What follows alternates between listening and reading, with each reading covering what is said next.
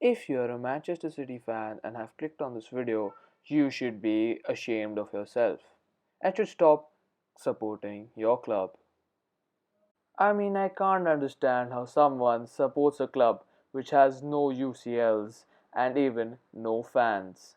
Okay, I understand that supporting a club will be pretty enthralling with fans like this. So, today, ladies and gentlemen, boys and girls, we need to save the game we love, which is being destroyed by none other than the Tin Pot Club, Manchester City.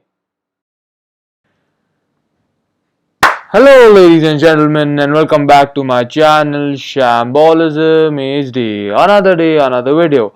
And what has prompted me to make this video is the news that was broken out by Fabrizio Romano, the top tier journalist, today in the morning. And if you are a football fan who follows transfer rumors, you must have heard about this. So, what he exactly posted was Grealish to City, here we go. Paperwork's now signed between Manchester City and Aston Villa for Jack Grealish. Done deal, and here we go. Man City will pay £100 million final fee to Aston Villa. Contracts also signed till June 2026. Grealish has accepted after official talks opened between clubs as revealed here last week. Now, all I'm going to say is £100 million for any player is a lot of amount of money. And many of y'all must be thinking that I'm salty as a Manchester United fan and that is why I'm making this video. No, I'm not salty. The reality is that if clubs like City, like Chelsea, go on spending hundreds and millions of pounds on certain players, football's future is not in good hands. Football always has been based on a pyramid system or merit system. You play good and you automatically reach on the top of the pyramid, just like clubs like Manchester United, which has been built over years of struggle and years of history. Same goes for clubs like Arsenal and Tottenham Hotspurs, who might not be as successful, but that is a different story altogether. A club like Manchester City, whatever said and done, and even if you are a fan of Manchester City, I'm so sure you didn't know about them, say 15 to 20 years back. It's just facts. If you don't live in Manchester, you didn't know about them 15 to 20 years back. The reality is, and many of their fans also know this, is that Manchester City have no history whatsoever. They were chosen by a bunch of Arabs that came in. Arabs are very interested in football, as many of you all might be knowing. They were interested in football, so they came in and chose Manchester City. They didn't earn this, they didn't earn this ownership. They were chosen by a bunch of Arabs who obviously have a lot of money and who are ready to invest umpteen amount of money in order of making their club successful. Now, they could have chosen anybody. They could have chosen Newcastle United, they could have chosen Aston Villa, or they could have chosen a club like West Ham United. Who knows?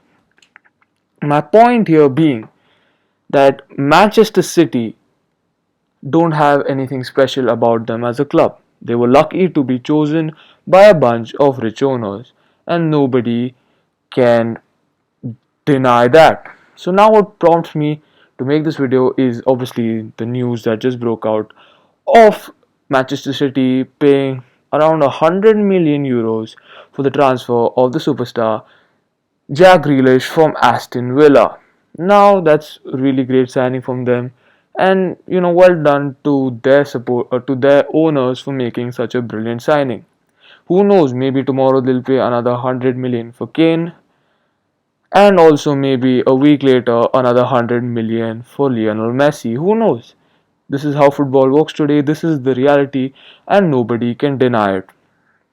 Now, Pep Guardiola is the manager of Manchester City, who won the Champions League under Barcelona, where he arguably had the best team in the world. Now, by making this video, I'm no means taking the credit away from Manchester City. They play brilliant football.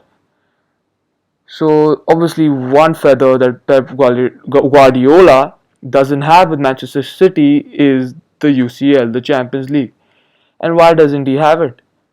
God, they have reached close, they have reached the finals, but if they continue spending this amount of money in the next coming 2 or 3 years, I'm sure that they will finally win that UCL that they needed.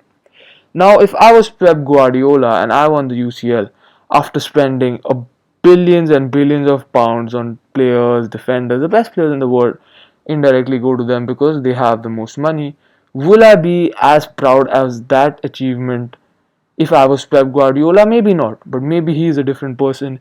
Maybe he has different principles. But I personally wouldn't have been so proud because I would have been like, fine, money equals success, and that's what is in reality happening in Manchester City. Like £100 million for players, is a huge amount. That is technically what few teams are worth 100 million. It's not a small amount. And I won't be surprised if they go and buy Kane, for another 150 million and pay another 150 for Manchester City. This is how they work. This is how clubs like Chelsea work. They go crazy spending money on, and like last season Chelsea bought 6 players. Now they are going for Romelu Lukaku for 110 million euros. So this is something which is unbelievable, and this is the stage which football has reached. So my main point being, City could have been anyone. And why I'm saying this as a United supporter is our owners, as many of you all know, don't like spending into a club. All they do is they suck money out of the club and don't give us anything in return. Now, many of y'all will be like, oh, they bought Varane, they bought Sancho, but still our team is not complete. Where's that central defensive midfielder? And it doesn't look like we are going to buy the central defensive midfielder which we need. And over the years, these guys have come to our club and have removed money from our club and have not given us what we deserve, and we have been struggling for them under them for the over past 10 years now. So my real question here being is, why should a club be represented by who their owners are? It's a really simple question. Just because Manchester City have better owners, have richer owners, that shouldn't mean that they should be more successful. You should play better, Of course, play better football and be better. Represent your team, buy your players, buy your tickets, but not by your owners. And that's where football has reached today. It is really an unfortunate thing, but that is how it is. Now we as football fans, as the football community, and even the big, the